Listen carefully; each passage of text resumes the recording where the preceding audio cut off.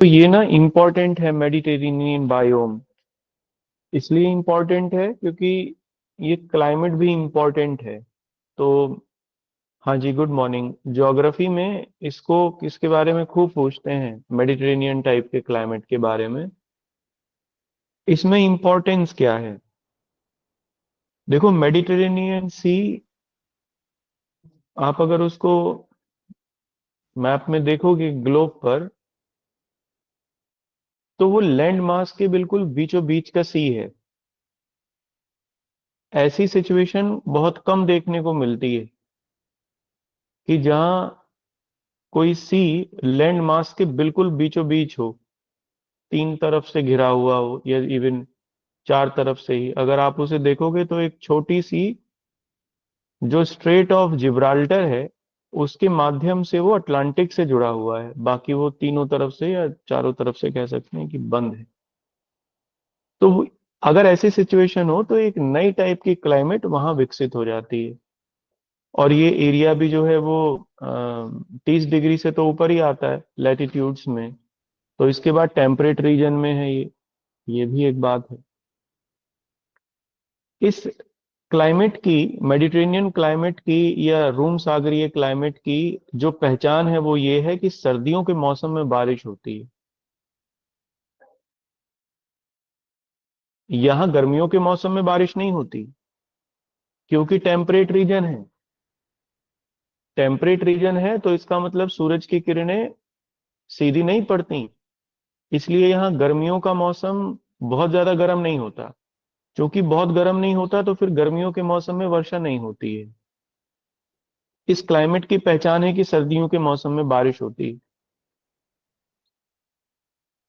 एक और इम्पॉर्टेंट चीज है, आप एक और देखोगे, कैस्पियन सागर। ये एशिया में दिख जाएगा अगर आप ग्लोब पर देखोगे। उसके आसपास भी यही क्लाइमेट बनती है, क्योंकि वो भी चारों तरफ से घिरा हुआ है लैंड मास से। टेम्परेट रीजन में आता है। सर्दियों के मौसम में बारिश होती है, एक पहचान इसकी ये है। बारिश की मात्रा बहुत ज्यादा नहीं होती। हम लोगों के यहाँ पर जो सर्दियों के मौसम की बारिश है, वो टेम्परेट साइक्लोन से होती है। हम लोगों ने ये पढ़ा था पहले। टेम्परेट साइक्लोन वो यहीं उत्पन्न होते हैं, इन्हीं जगहों पर जनरेट होते हैं, मेडिटेरेनियन सी के आसपास वो जनरेट होते हैं। तो वो यहाँ भी बारिश करते हैं और वेस्टर्लीज के प्रभाव में आके पूरब की ओर गति करते हैं, पश्चिम से पूरब की ओर भारत तक आते हैं। तो वो पहले यही बारिश करते हैं, इसलिए यहाँ बारिश की मात्रा टेम्परेट साइक्लोन्स की वजह से थोड़ी ज्यादा होती है। लेकिन चूंकि सर्दियों के मौसम में होती है तो ऐसी नहीं होती कि जैसी भारत भारत में पड़ती है, जो तेज बारिश नहीं होती, हाँ, लेकिन बारिश होती है। एक चीज, दूसरी चीज ये है, इसलिए यहाँ एक अलग तरीके के वृक्ष मिलते हैं, जैसे oak, oak trees, maple, walnut और वो ऑलिव ट्रीज। ये यहाँ के ट्रीज की पहचान है। इस जगह के साइट्रस फ्रूट इसलिए यहाँ खूब देखने को मिलते हैं इन जगहों पर, क्योंकि वर्षा की मात्रा कम होती है और सर्दियों के मौसम में होती है। तो फिर जैसे ही सर्दियां खत्म होती हैं, तुरंत से साइट्रस फ्रूट की जो फसल है वो यहाँ शुरू हो जाती है। और जैसे हमारे यहाँ महाराष्ट्र में इसीलिए होते हैं, क्योंकि गर्मियों के मौसम में वहाँ कम बारिश होती है। शुरुआत में, सर्दियों के बाद कम बारिश होगी, फिर बाद में जब गर्मियां आएंगी, लेटर पीरियड वर्षा ऋतु आएगी, उस समय होगी। इसलिए यहाँ की पहचान है साइट्रस फ्रूट्स का डेवलपमेंट। तो ये दो तीन बातें हैं, ठीक है। आप इसको लिख लीजिए, रोम सागरीय बायोम की पहचान। बस यही एक पहचान है कि सर्दियों के मौसम में बारिश होती है, बहुत ज्यादा होती नहीं, इसलिए बहुत बड़े पेड़ नहीं मिलते हैं बहुत ऊंचाई के। या अगर पेड़ मिलेंगे, चूंकि वर्षा की मात्रा कम है तो उनकी जड़ें बड़ी गहरी होती हैं, गहराई तक वो पेड़ मिलेंगे। और पत्तियां छोटी होंगी, क्योंकि बड़ी पत्तियों वाले पौधे उगेंगे नहीं, बारिश की मात्रा कम है। छोटी पत्तियां होंगी, पत्तियां गिरा भी देंगे। पतझड़ का जो मौसम है वो बिल्कुल साफ यहाँ पर देखने को मिलेगा। तो आप देखोगे ये oak, birch, maple, chestnut, walnut और पाइन के जो ट्रीज हैं, वो इसी तरीके के आपको पेड़ मिलेंगे, है ना। तो सामान्य वर्षा होगी और बाकी वहां पूरे साल भर बारिश नहीं होगी। तो अब आप समझ सकते हो कि पेड़ कैसे होंगे, है ना। देखो, एक पेड़ों की पहचान क्या होगी, चूंकि उन्हें पानी नहीं मिलेगा, पानी की मात्रा कम होगी, तो एक तो ये होगा कि वो बड़ी पत्तियों वाले पेड़ नहीं होंगे, छोटी पत्तियों वाले पेड़ होंगे। जैसे आप भारत में देख लो कि बबूल और का जो पौधा होता है, वो एरिड क्षेत्रों में उगता है, शुष्क क्षेत्रों में। तो आप उसकी पत्तियां देखो, छोटी छोटी होती हैं। ऐसे ही बेरीज जो होती हैं, उनकी पत्तियां देखो, छोटी छोटी मिलेंगी, क्योंकि ये शुष्क क्षेत्रों के पौधे हैं। ऐसे ही एक तो इन इन इन पौधों की पत्तियां भी छोटी होंगी, एक चीज। दूसरी चीज ये है कि पत्तियां बड़ी कड़ी होंगी, जिससे पानी को भाप बनने के उड़ने से रोका जाए। इसीलिए इन पत्तियों को लोग इकट्ठा करके जला लेते हैं। आप कश्मीर वगैरह में अगर आप देखो, तो वहां पर चीड़ वगैरह की पत्तियों से चारकोल बना लेते हैं लोग। तो इतनी कड़ी पत्तियां होती हैं इनकी, है ना। पेड़ पत्तियां कड़ी इसीलिए उगा लेते हैं, जिससे पानी को रोका जा सके भाप बन के। दूसरी चीज, जड़ें गहरी होंगी, गहराई तक होंगी।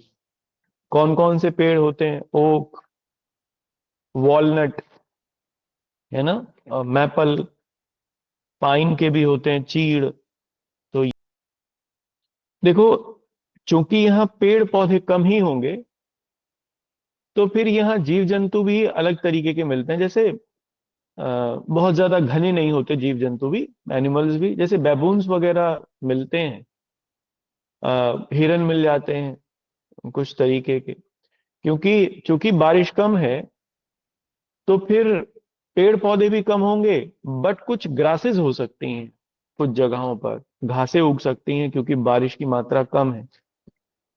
तो फिर पेड़ पौधों पर रहने वाले बेबून्स और घासों के लिए हिरन, या किसी तरीके का कोई भी हिरन, जैसे बॉन्टेबुक यहाँ पर खूब देखने को मिलता है, अफ्रीका वगैरह में भी देखने को मिलता है।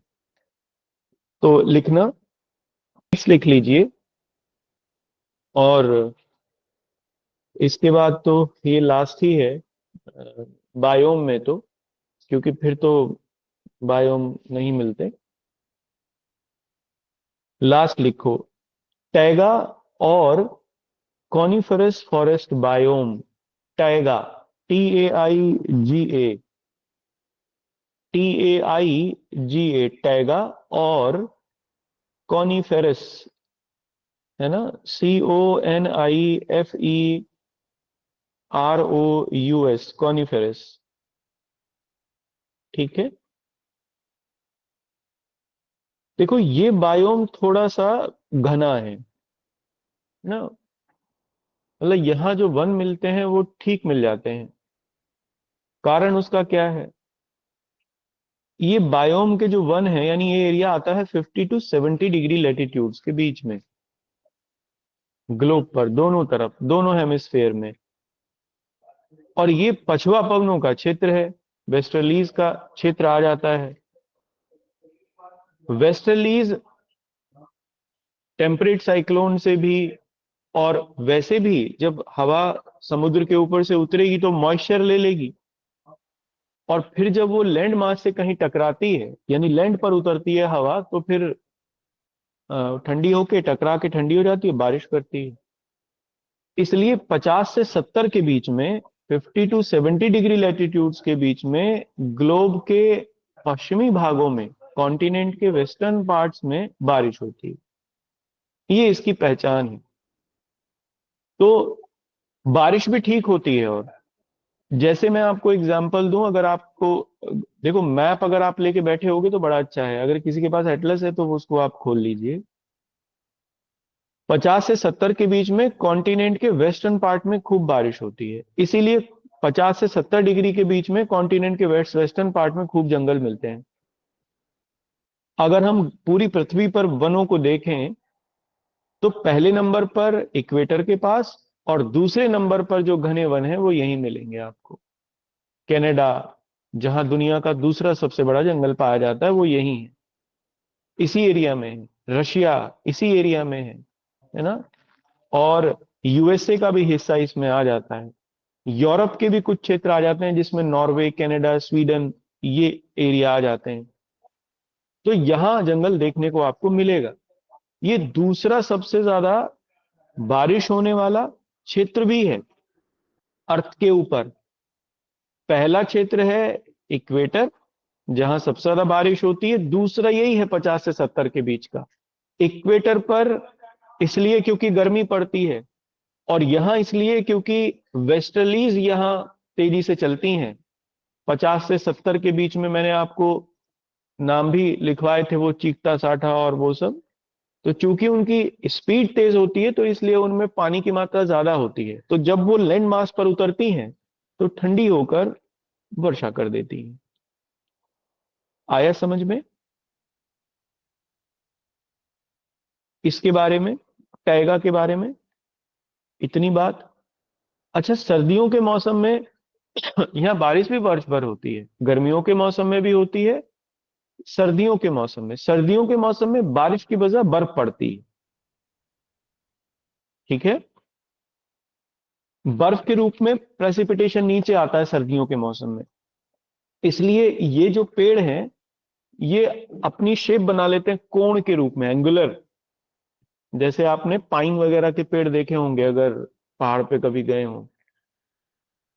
और एंगुलर शेप को इसलिए बनाते हैं जिससे पत्तियों के ऊपर बर्फ न इकट्ठी हो, बर्फ फिसल के नीचे आ जाए। अगर पत्तियों पे या पेड़ पे बर्फ जमेगी, तो उसकी जो कोशिकाएं हैं वो मर जाएंगी, डेड हो जाएंगी, पेड़ सूख जाएगा। तो सर्दी से बचाने के लिए पेड़ खुद को एंगुलर शेप में ढाल लेते हैं।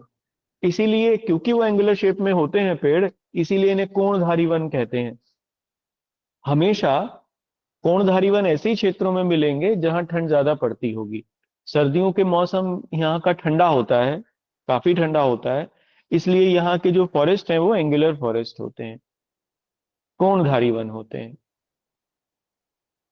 क्लियर है। सॉफ्टवुड बायोम मिलती है इस वाले देखो एरिया में ये तो। बताओ, पानी ज्यादा होगा, मान लो पानी की कोई कमी ना हो, तो फिर पानी खूब मिल रहा है, तो लकड़ी जो पेड़ पौधे बनाएंगे, उसमें तेल की मात्रा ज्यादा होगी या नहीं, ऑयल लकड़ी में?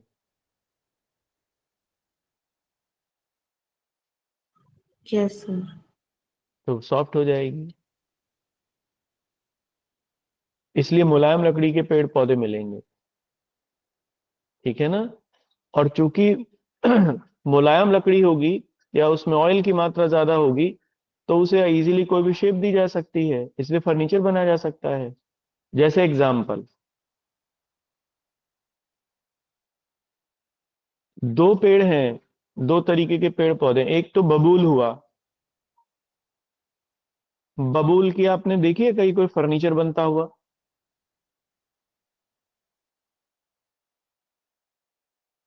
No sir. क्योंकि बबूल जो है वो ड्राई एरिया की, शुष्क क्षेत्रों की लकड़ी है, कठोर होती है, उसका फर्नीचर नहीं बन सकता, उसे बेंड ही नहीं कर सकते, आप मोड़ ही नहीं सकते। जबकि अब दूसरी जहां बारिश होती है, जैसे पहाड़ में हमारे यहाँ पर हिमालयाज में, सागवान देख लो।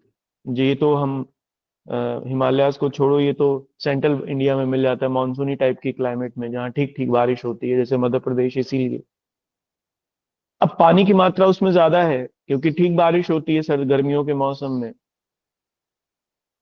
पानी की कोई कमी नहीं है पेड़ के लिए। देखो सागवान का पत्ता बड़ा होता है, देखा होगा आपने। इसीलिए पेड़ को कोई चिंता नहीं होती, उसको पौधा, वो अपने पत्ते खूब बड़े कर लेता है। और फिर जैसे ही शुष्क मौसम आता है, उसे गिरा भी देता है। अब पानी की मात्रा कंपेरेटिवली ज्यादा है उसमें, तो लकड़ी मुलायम होगी, इसलिए सागवान का खूब फर्नीचर बनेगा। तेल खूब होता है सागवान में, आप देखो उसकी लकड़ी जलाओ, जलते ही उसमें से तेल निकलने लगता है, सूखी लकड़ी में से भी। ये सब कारण है इस सब के पीछे। ये बड़ी बारीक समझ है जो मैंने आपको दी है। ये किसी किताब में नहीं मिलेगी, आपको किसी में भी नहीं मिलेगी। इसलिए केवल क्लाइमेट देख के आप ये बता सकते हो कि यहाँ कैसे जंगल मिलेंगे और उस जंगल की लकड़ी किस उपयोग की होगी या नहीं होगी। अब हम लोग इसमें आगे चलते हैं। एक इसमें पॉइंट और भी है। वो पॉइंट इसमें ये है,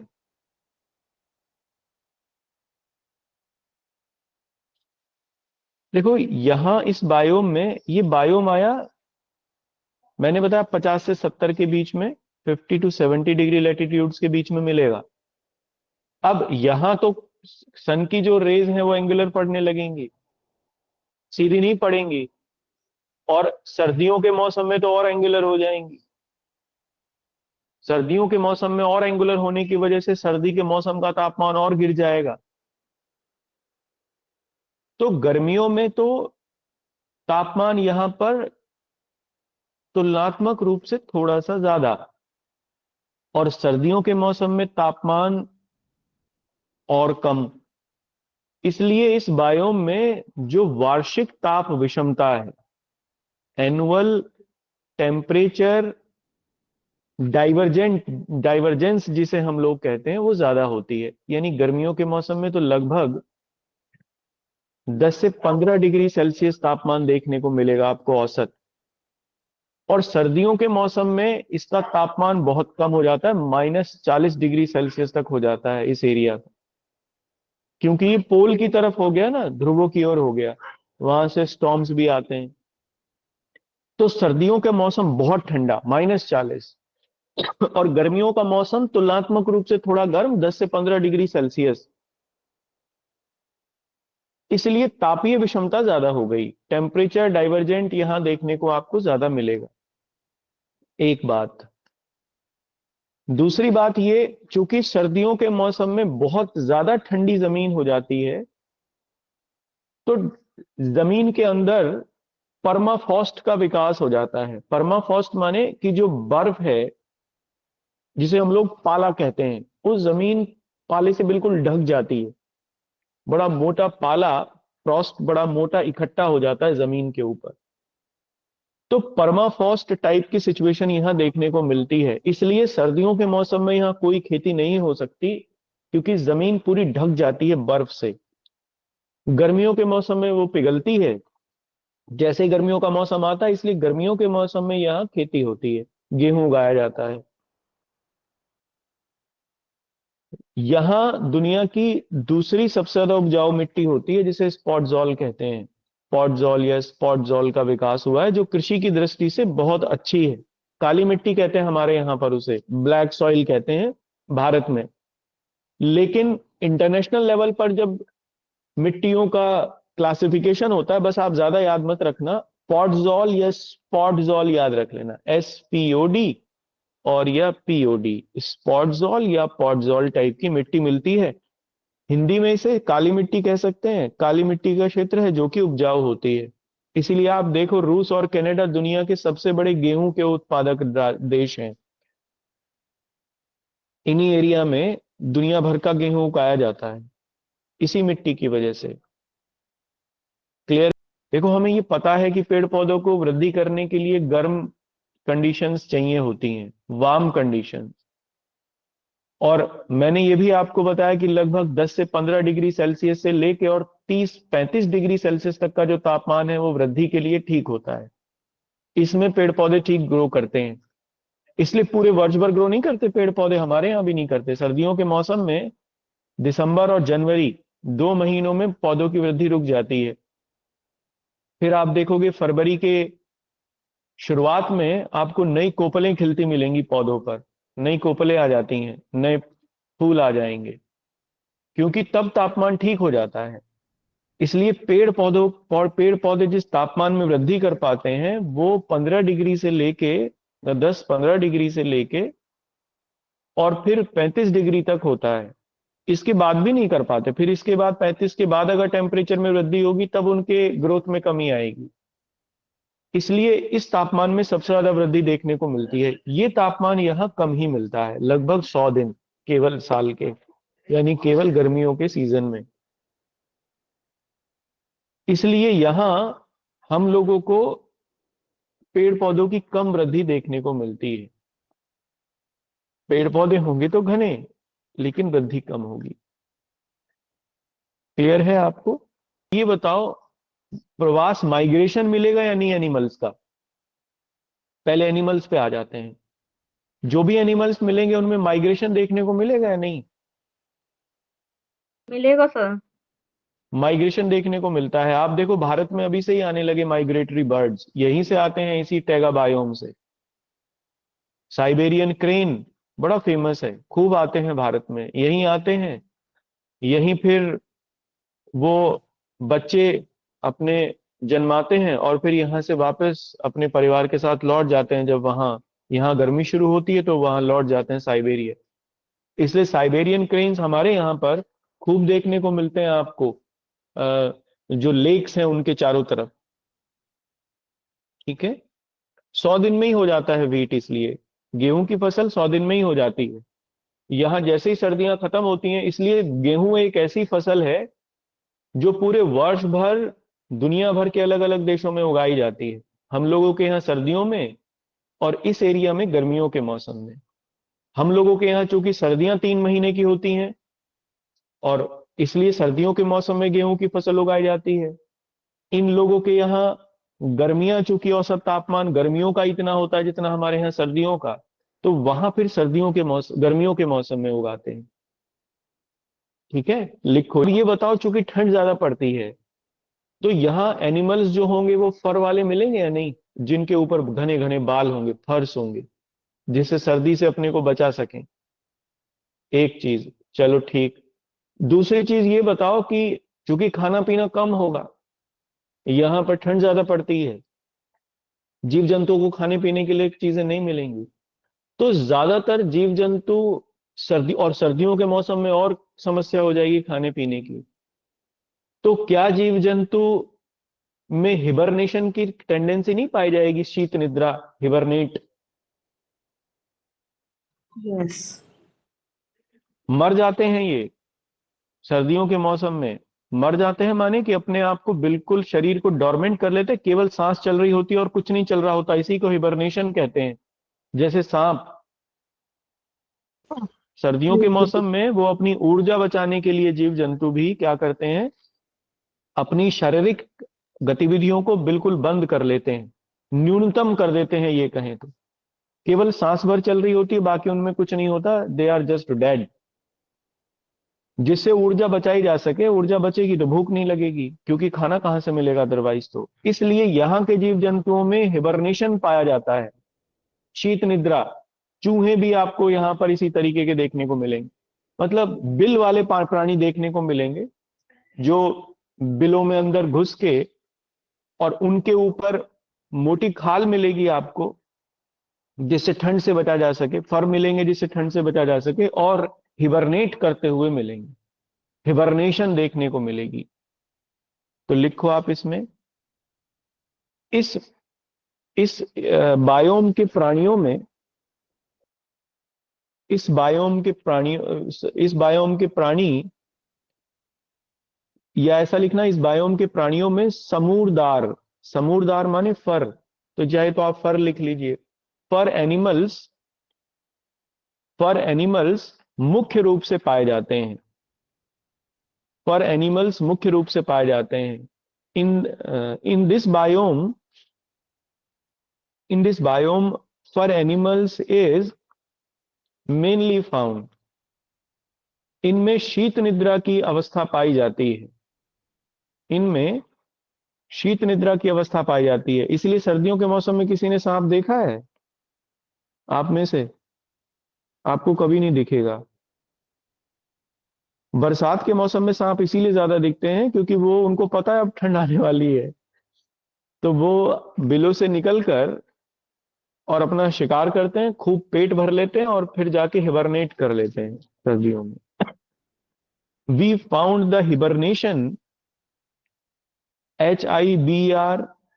HIBRNATION, we found the hibernation in these animals, in these animals। ठीक है। अब ये हमारा यहाँ